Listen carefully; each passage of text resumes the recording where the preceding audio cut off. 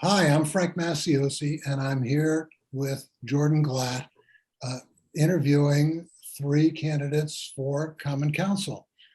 Today we have the Democrats. I'd like you to introduce yourselves, please.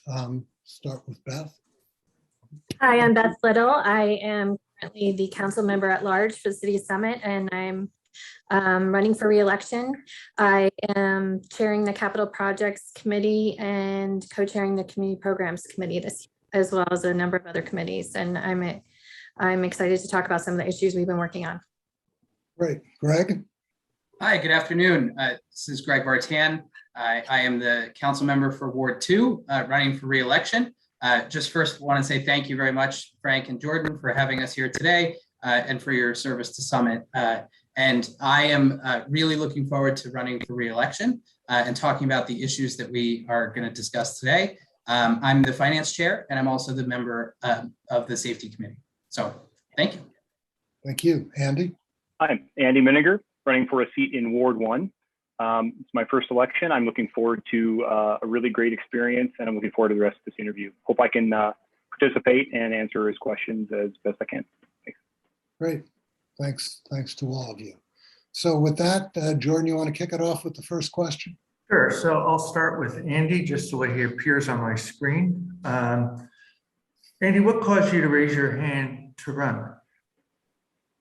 Well, my wife Sarah and I have lived here for 9 years. We loved Summit before we even arrived. We found the downtown a charming place.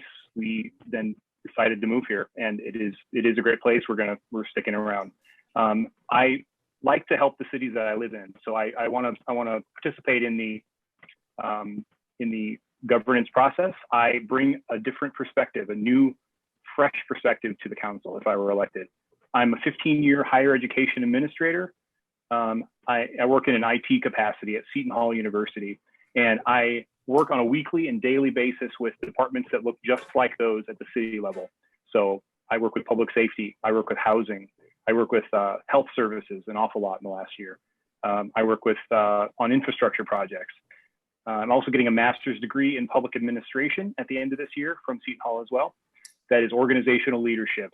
And I believe that the skills, these combined experiences, will be a nice addition to the council. And that's why I'm running. I think I can add value immediately. Okay. Great, thank you.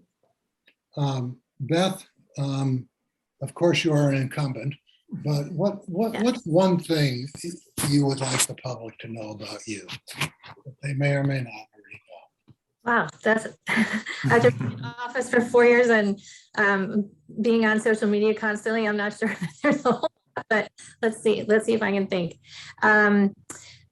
I moved to Summit because I really wanted a community that hit all the boxes for my family and for this community. I wanted great schools. I wanted a sense of community. I wanted a community where neighbors really cared about each other.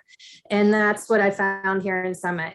And we have raised our kids here, 4 kids. My youngest has just started her senior year in high school today. It's been a wonderful place to raise our family, but it's also been even a better place to build community. And there's so many partnerships in Summit that are really important. There's so many nonprofits that are started here, so much reach across to help neighbors. And that's really why I wanted to run for council as well, to make a difference in the community, to keep moving this community forward and to make this a great place to live for everyone in Summit. My background is as a criminal prosecutor, so that's been interesting over the last year. And as an attorney, I love to analyze issues, research, figure out new and different ways to do things. And so I've been able to bring all that to council, and I'm looking forward to using those skills and experience to keep working on a lot of the projects we've been able to start and accomplish over the last 4 years. So Greg, what would you say the difference between a Republican and a Democrat is on the local level? Well, I think it was LaGuardia who said, there's no Democrat or Republican way to fill a pothole, right? So I think largely at the local level, it usually comes down to philosophical differences about the size and the role of government. I think usually, and with the Republicans and Democrats that I've worked with, the motivations are the same. The mission is the same: make Summit a better place to live for ourselves and our family. But the way exactly that we go about doing that, I think, is usually what we tend to disagree on. But that's pretty rare. We vote, I think, more than 9 times out of 10 unanimously on issues. But I think there are some very alarming trends at the national level when it comes to partisan politics. And I think what we started to see a little bit more of at the state level, and then even seeping into the local level, is this idea that some political party will use fear to win votes. And I don't think that's acceptable, or to use misinformation to make people feel afraid. And I don't think that's what we do here. And I think, I was raised in Summit. I'm a 4th generation Summit resident, to believe in the idea of responsibility and honesty and doing your very best. And I think, I'm running as a Democrat because my values align most closely with those values. Thank you. Thanks. Andy, building on that same theme, putting aside municipal government, what do you feel are the philosophical differences between the two parties? You said putting aside municipal government? Yes. The philosophical. Absolutely. Well, I think that we're in a local election.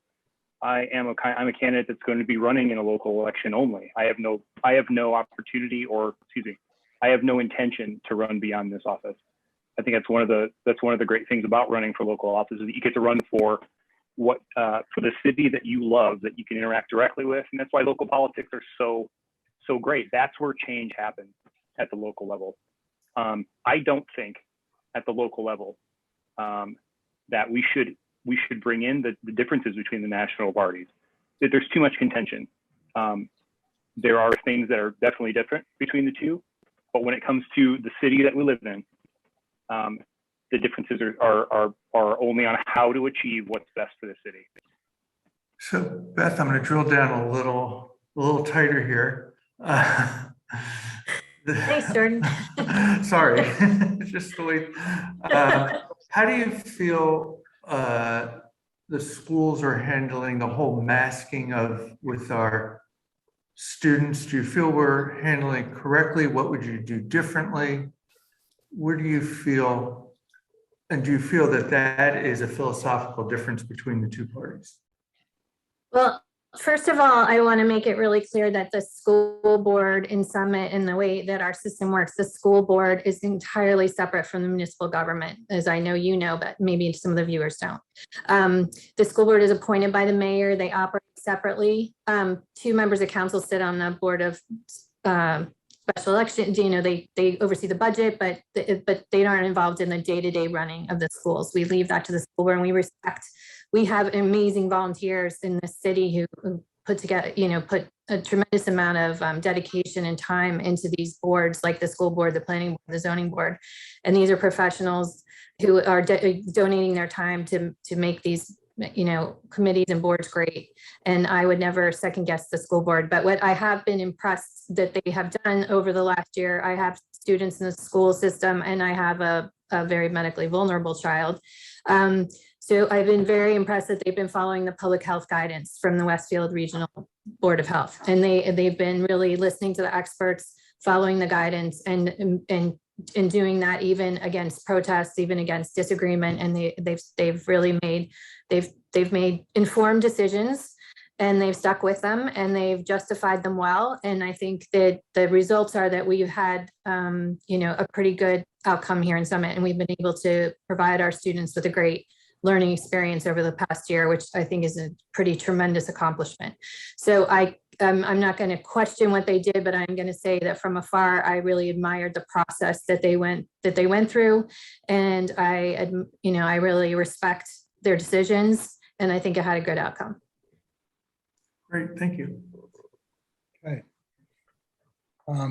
Greg, every candidate talks about improving downtown retail. We've been talking about that for years.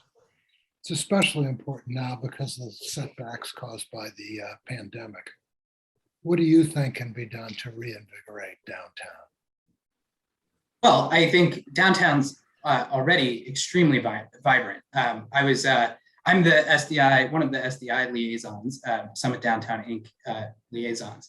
And I actually was just talking to Nancy Adams last week about this. We're actually at 96% occupancy in the storefronts in the downtown. So that's excellent. And I think over the last year and a half, this council has gone very above and beyond in response to the pandemic directly to do basically a dozen things to help keep our residents healthy and safe, but also our businesses and our downtown, not just our downtown, but all of our neighborhood business districts healthy and safe as well. So part of that was that we were the first municipality to close a street for more than the 48 hours allowed. So we got permission from the State Department of Transportation to close Maple Street. That I think has been, described as Parisian and very European, and has really, I think, transformed the downtown in a very positive way. We added 7 or 8 more parklets for outdoor dining. We allowed for sidewalk sales. We were able to do the farmers market in a really safe, organized way. So I think downtown is extremely vibrant. But part of our job on council is looking 10, 15, 20 years down the line to say, how do we keep it that way? And part of that comes from Broad Street West, which is the redevelopment project that I'm sure we'll talk more about later, but will bring hopefully some more people to live in the downtown, which is right now 70% office space or retail space. And having a little bit more of a neighborhood nearer to the downtown will definitely keep it vibrant. We've seen that in multiple other municipalities around the state of New Jersey. So that I hope answers the question. Thank you. So Andy, you just heard, we spend a lot of time talking about downtown as the Springfield Avenue corridor, if you will. But what ideas do you have, or what do you think we should be doing for the commercial areas in East Summit and in West Summit? Well, during the pandemic, we saw a really great collaboration between SDI and the businesses outside for the purposes of survival during the pandemic, which made total sense. I think another partnership like that may be a good idea. I also think that making sure that we have a multiple different types of businesses in these areas. So not just, for example, one type of business. So like not just coffee shops, for example, but just multiple different types of businesses in these areas would be a way to do it. But yeah, SDI has significant influence and great partnership with the city government. I think that is where that kind of communication should start for sure. Thank you. Beth, Union County taxes are a huge burden on our residents. I think we're now up to, I think about 30% of what we pay is now goes to the county, with only 20% to the city. When Jordan and I were serving, it was 25-25. So it's moving in the wrong direction. Many in the past have tried different approaches to deal with the county. What would you do differently? So I'm going to answer your question. I'm also going to take a minute to expand on the question that was asked of Andy a minute ago, because I'm also one of the liaisons to the Economic Development Committee, which we started under when I was elected to council. And one of our main focuses with the Economic Development Committee is helping support the business districts outside of the downtowns. We again have great volunteers with a range of experiences who've been looking at ways to improve the commercial business districts outside of the downtown, because we know from planning and from other consultants that having these kind of multiple neighborhood districts also keeps the city very vibrant and healthy. So we've done a lot of listening sessions in the East Summit, Ashwood neighborhood, and we're moving forward with some more after, as we come out of the pandemic, and then we'll move on to the other districts. So I just wanted to bring that up as well, that that's been an initiative of this council. As far as Union County, I think we are moving in the right direction. So I'm gonna push back on your premise a little bit, because Union County taxes have been going down the last few years. The county has held the budget flat, and our apportionment of the total Union County taxes has gone down. So it's contributed to the decrease in taxes that we even saw this year. And also, I think that this council has established a really great working relationship with the Union County board and our representatives there. And we've been seeing more attention paid to Summit. So not only, are they working hard to keep the tax burden flat, but that we're also working to bring more of that Union County tax money back into Summit to support us. And we saw that with the Glenside Fields. We saw that with the agreement on the transfer station property. And we've seen that in all kinds of other ways that we've been partnering with Union County. So instead of fighting that, we've been partnering with them and working to get more of that Union County tax burden back into Summit to support our residents. That's great. I have to ask this question. With 560, to Greg, with 565 municipalities in New Jersey, the concept of sharing service has long been very appealing. Where do you see the opportunity for shared services as it relates to Summit? Well, first of all, thank you for the work that you do as one of the shared service czars for the state. And I think I'll turn the question back and say, where isn't there an opportunity for shared services in Summit? We're already a part of a number of purchasing co-ops. We're already a part of the Mountain Valley Joint Dispatch Center, which is really successful in providing us a very high level of dispatch services. And I think, there are lots of areas within the city government right now where we're open to having a conversation, and we would love to have that conversation with other city administrators, with the county. We are willing to partner on virtually, I think, any part of our government now, where when we can find an efficiency and it doesn't reduce the level of service that the people in Summit have come to expect and deserve, I think we're open to that conversation. Andy, there's a lot of national press on the subject of policing and the role of policemen. What are your thoughts on this subject as they pertain to Summit? I had the opportunity to meet Police Chief Bartolotti, and I asked him at a common council meeting specifically something that I thought was very important to note. I said, have you ever noticed a request from your police department to the council that was not granted? So money, resources. And he said, no, I don't think that has ever happened. It's important to note that the city is highly supportive of our great police department. That's how I think it should be. They keep our city safe. It's a fantastically safe city, one of the safest cities in New Jersey. I absolutely support the police. So again, Beth, what, if anything, do you believe the police could be doing better? And how do you propose that we accomplish that? Well, I'm going to echo a little what Andy said. I'm a former prosecutor, criminal prosecutor, so my career was working very closely with police departments. And coming here, I have to say this is one of the, Chief Bartolotti and the Summit Police Department is one of the best departments I've ever worked with. They're just incredibly dedicated and open to working with the council and the public. And we have a tremendous police department. We're incredibly lucky. So as far as doing things better, I was sat on the safety committee last year during the pandemic. I had, I think I had the trifecta for, perfect pandemic council experience last year, because I was safety, capital projects, economic development, public housing. So, but during that time, I got to work very closely with the police department, and we really talked a lot about how this was an opportunity to kind of look at things and see where we could be improving. One of the things that we really looked at was to do an analysis of how we could bring better mental health services to the city, because as we know, and you've seen in the national news, the police department ends up dealing with a lot of these mental health issues, and that puts a burden on them, and there's maybe better ways to handle this.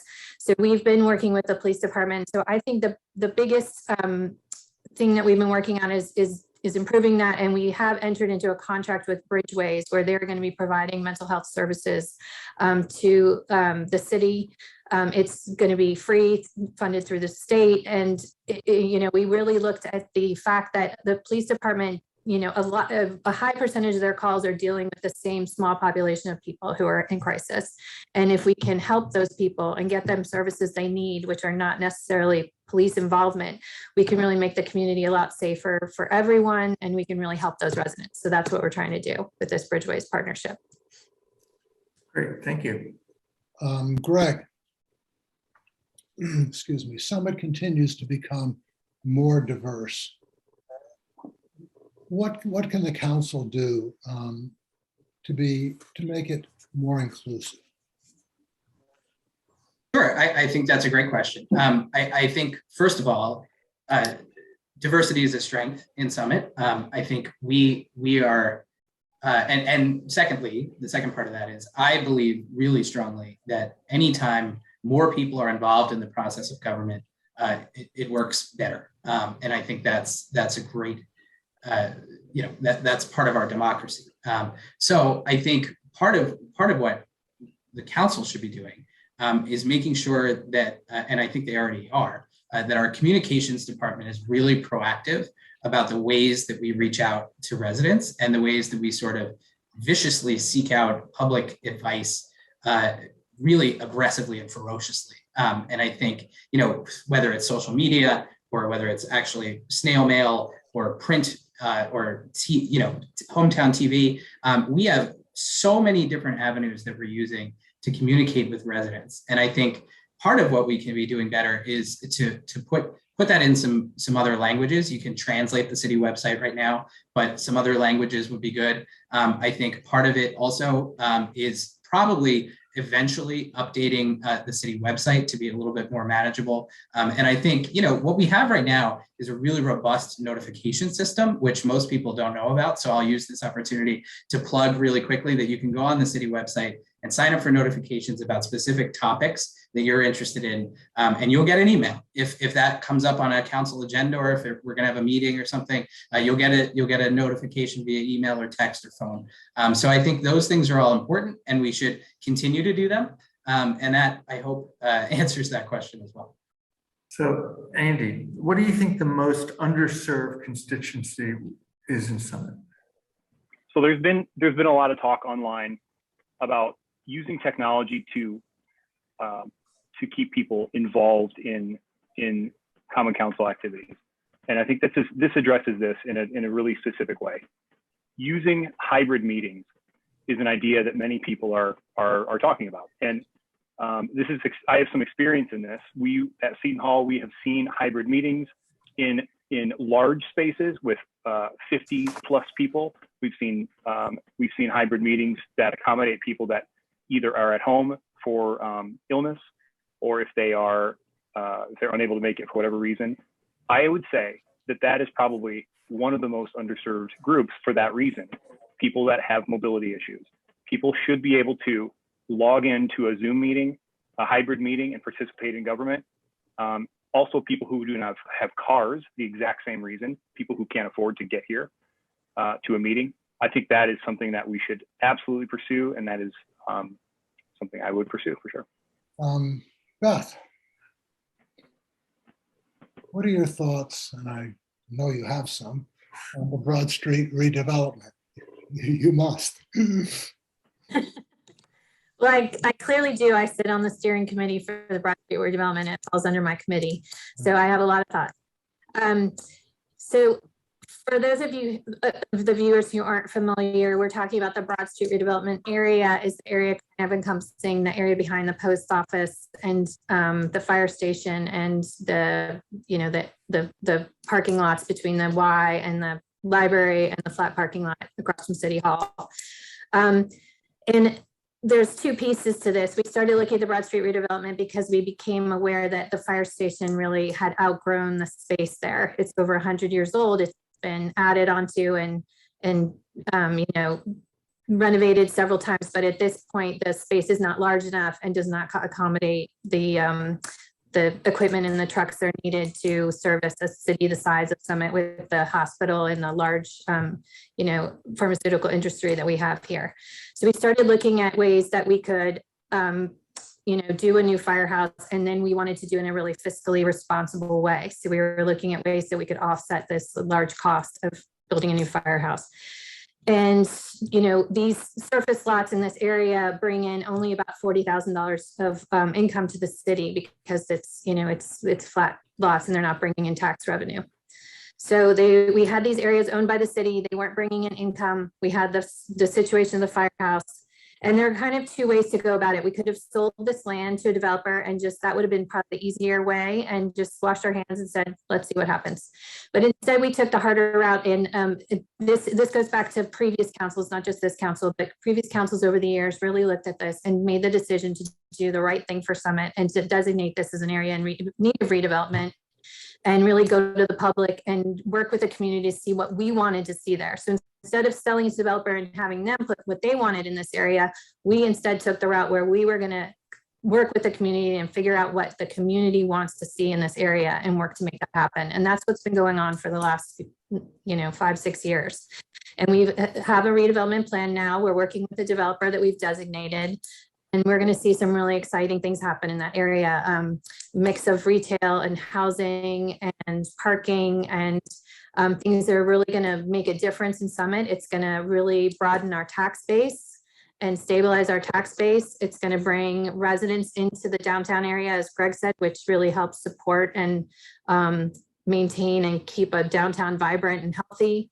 And it's going to be really beautiful space. We've incorporated a lot of public space in there. That's going to be really beautiful, usable space for the residents of Summit. So I'm very proud of this project. It's been one of the highlights of my time on council to be working on this and be working with so many great volunteers across Summit. But I think it's going to be a real win-win. Great. Greg, what do you feel the biggest 3 things in Summit that need to be fixed? Sure. Well, I think largely the things that I've knocked on about 2,300 doors so far this year, and I obviously have been on council for the last couple of years, and the things that I talk about most frequently basically fall into 3 big categories. So the first is the planning and marshaling the resources for the rest of the pandemic. We opened up a community center vaccination site in partnership with Atlantic Health that is now vaccinated more than 40,000 people. We got $850,000 or so in CARES Act funding. We got a significant amount of money from the American Rescue Plan. And a lot of this was due to the really innovative thinking and pivoting from city staff. So we have to continue to do that through the rest of the pandemic to help keep people healthy and safe. The second category is basically the good government category. And that's where you find things like really responsible budgeting, which we have this year. We actually have a small tax decrease coming to Summit, due in part to the Union County apportionment, due in part to the school debt payment going down. But also in that category is things like getting our police the things that they need, building the new firehouse because we need a new modern facility for a modern fire department. Also things like pedestrian and traffic safety. We're adding more sidewalks, 4-way stops, engineering measures around town. But then the third bucket there is really, I think, what do we do for the future? And that's where Broad Street West really checks a bunch of boxes for us. And the first, Beth described all of these really well, but basically we should expand our commercial tax base. That is part checked off by Broad Street.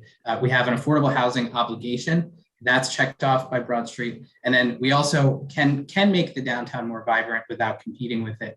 And that is also checked off by Broad Street. So those are basically the 3 big categories that I think our issues fall into, and are really, frankly, the reasons why I'm running for another term, because we're right in the middle of these things. Andy, how would you manage the city budget? Can you identify new revenue sources or new ways of reducing expenses? The idea of reducing expenses, we have a very from what I have read and the documents that are available to the public, we have a very tightly controlled budget, balanced. It's difficult to reduce a budget without reducing services, and people love the services that we offer in the city. So I would say that we should keep the services we have, continue to operate efficiently. There is a way to hope we can look for efficiencies that may save some money, specifically in some technology ways. We could have departments work together. Right now, it's a little bit siloed. The data among the different departments is kind of siloed. So we should look at the data that parking has. We should look at the data that we see with traffic studies. Make sure that we're analyzing that. We've done this at Seton Hall. It does yield some very good results when it's done right. So I think we should use data to our advantage to save money. So on the same theme, Beth, where do you think we spend too much, and how would you reallocate that spending? And maybe I'll throw in, where do you think we spend too little? Well, I mean, I'm going to disagree a little bit again with the premise of your question. I've sat on the finance. The first 2 years I was on council, I sat on the finance committee. And I think the summit does an excellent job of allocating our resources really, really well. So if I thought that there were ways that we were spending too much money or too little money on different things, I think I would have already, worked to address those discrepancies. I think I really agree with Andy's answer. There's really no way to cut costs dramatically without cutting services, and we have amazing schools, we have amazing first responders, we have great roads, we maintain our parks, we do all those things. One of the things I've wanted us to invest in for a while, and which we're starting to do, is our playground system in Summit. And we are looking at a playground master plan right now. We just allocated some money in the budget for that. That will be a multi-year project. We just did do some recreational upgrades at Tatlock Field over the last few years, which were really important.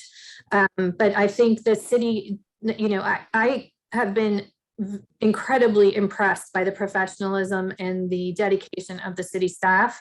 They are all tremendous professionals who work and do things for Summit that really are inconceivable until you really get into the government and see what they're doing. So I don't see any area. I think that the city resources are allocated really well, and we've all worked together to make sure that is true. Greg. Car thefts and break-ins are an issue in Summit, given our proximity to Route 24. How would you deal with that? Yeah, so I think what's important to remember is, despite some alarming headlines the last few months, Summit is an extremely safe community. And I think when you're looking at the data from our police department, which has been made more readily available under Chief Bartolotti, I think basically what you see is roughly maintenance of the same level of crime almost across the board, and a decrease significantly over the last 3 years in virtually every category except the one that you mentioned, which is auto thefts, right? And 100% of the cars that have been stolen in Summit have been unlocked with the keys inside. So without a doubt, we are creating a situation where Summit is a target for people to come into town and try to steal cars. So thanks to our excellent police department and our communications department doing some education campaigns, hopefully more people will start to lock their doors and start to, this issue will become less prevalent. As a matter of fact, this year we are actually already seeing a decrease in car thefts compared to this point where we were last year. But we are a city, not a gated community, right? So crime is going to happen in Summit. And but I believe there are 3 ways that we should address it. And the first is, I think we should reduce the burden on our police department. Part of that, Beth mentioned before, which is the new partnership that we have with Bridgeway Behavioral Health Services. I've been a squad member for the last 11 years, and we pulled the data from the squad and from the police, and we saw that the squad is spending about 10% of its time with the same 14 people around Summit. And that's crazy. So what Bridgeway is hopefully able to do is follow up with some of those people, get them the resources that they need to help them break out of this cycle, but also reduce the burden significantly on our police department to have them, instead of responding to medical calls, have them out and patrolling the streets. The second thing is we can continue to support our police when they ask us for resources. As Andy mentioned before, we have never said no to a capital or equipment request from the police department in my time on council. And third is we can be proactive about the dangers that we face. And I think doing what we can within our power at the local level to address them is to basically support our police. We can have these conversations. And I think we can do that without fear. We can do it without saying that Summit is unsafe or that it's because we are near highways. We have 8 or 9 entrances and exits to highways. But largely, Summit is an incredibly safe community. And I think we can work together to make this an even safer community, an even more welcoming community, and even more connected for everyone. Thank you. Andy, so if elected and when your term ends, how would you like to be remembered? I'm gonna answer this using a little bit of the stuff that I'm gonna first of all bring to the council, because that is how I'm gonna make an impact in the city to begin with. So I will come into council with a broad experience. Technology, I work with departments that are just like those at the city level, as I mentioned. I'm gonna work to make sure that when there are technology problems in the city, that they're resolved. So for example, the way we buy permits, parking permits, the way we buy dog licenses, the way that we interact with the city in general. When I term, I want to make sure that people say, yeah, he actually helped make it a little easier to deal with the city. I also want to make sure that small thing, I would love to see a dog park here. And I think that's probably it may happen before I am elected to council. If not, I would love for that to be a little bit of a cherry on the top there.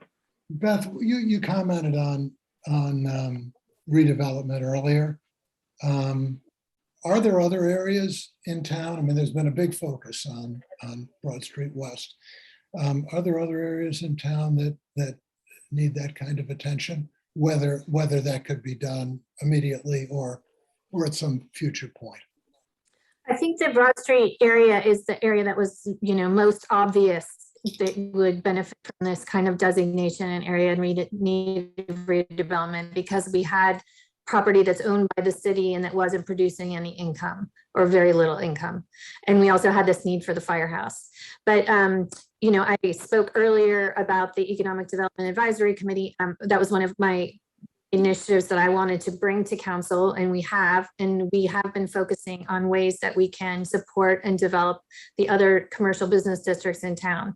So, especially we've been working with the Ashwood Business District first, but there's other commercial business districts as well, where we can just make sure that the experience for the neighborhoods is vibrant and useful to them, and that we're maximizing the potential of all these commercial business districts so that they're bringing in successful businesses that support the community and making the experience for the residents even better. So that's, I think I don't see any immediate need to designate legally another area in need of redevelopment, but there's certainly other business districts and other areas in Summit that we are currently focusing on helping to support and develop, and we'll continue to do that. So Greg, you're finishing your first term. What is the biggest surprise that you found after joining council? Well, I sent an email to everybody else on council, and I was very quickly reprimanded for not being allowed to do that. The Open Public Meetings and Records Act, technically that was a meeting that we had, and I shouldn't have done that. So, I think I mentioned that story partially because it's funny and because I got in a little bit of trouble with Rosie, but also because I think it is very surprising, I think, especially when I tell this to people around town, that if we want to be communicating things to the rest of council, we basically have a conversation with one person, and then you pick up the phone 6 other times and have a conversation with those other people. So, I think it's surprising to people because, we have a lot of professionals in Summit. We have a lot of people who are used to things happening very, very quickly.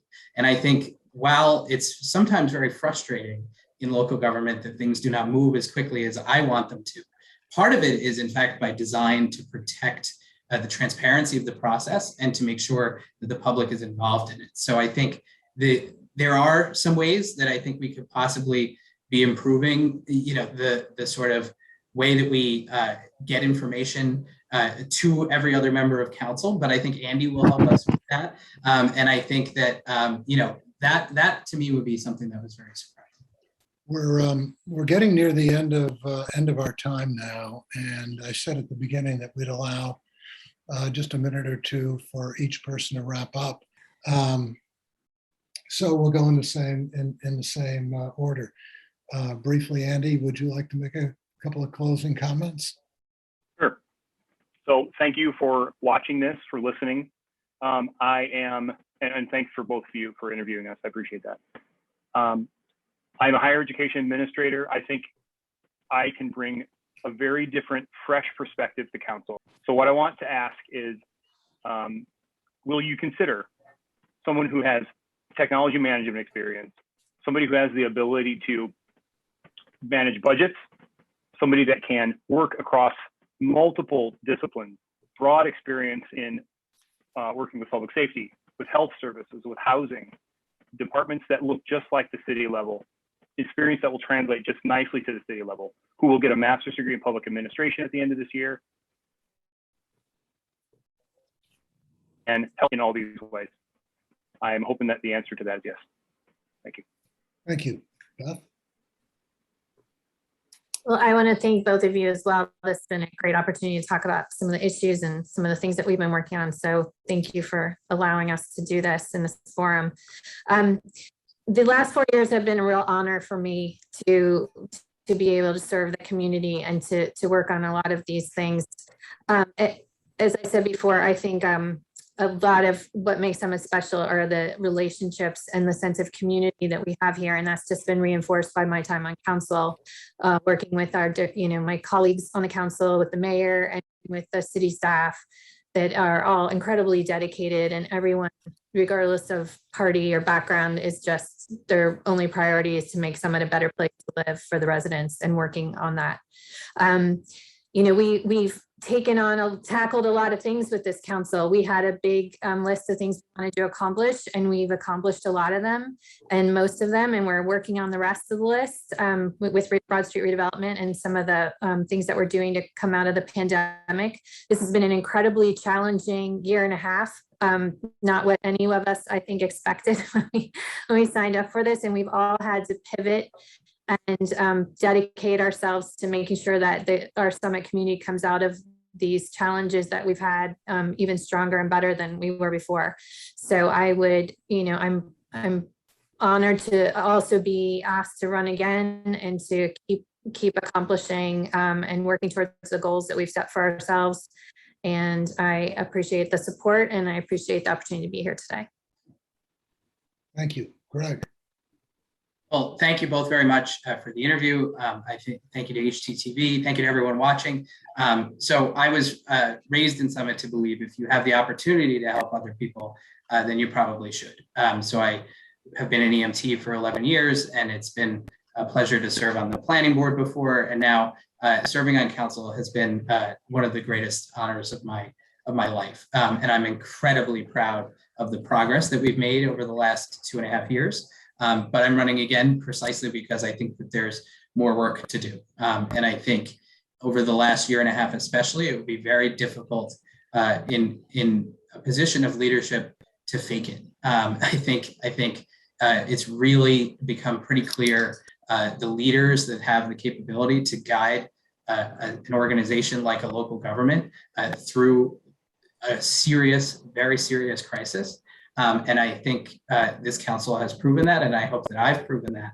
And I hope that for that reason, you will vote for me again, and that we can continue the good work we've been doing. Thank you so much. Well, thank all of you for joining us here today, for raising your hand, for being willing to serve. I know, and Jordan knows, it's rewarding, but it's also challenging. Though not thankless, as some people say. I think it is more rewarding than not. So thank you for raising your hands.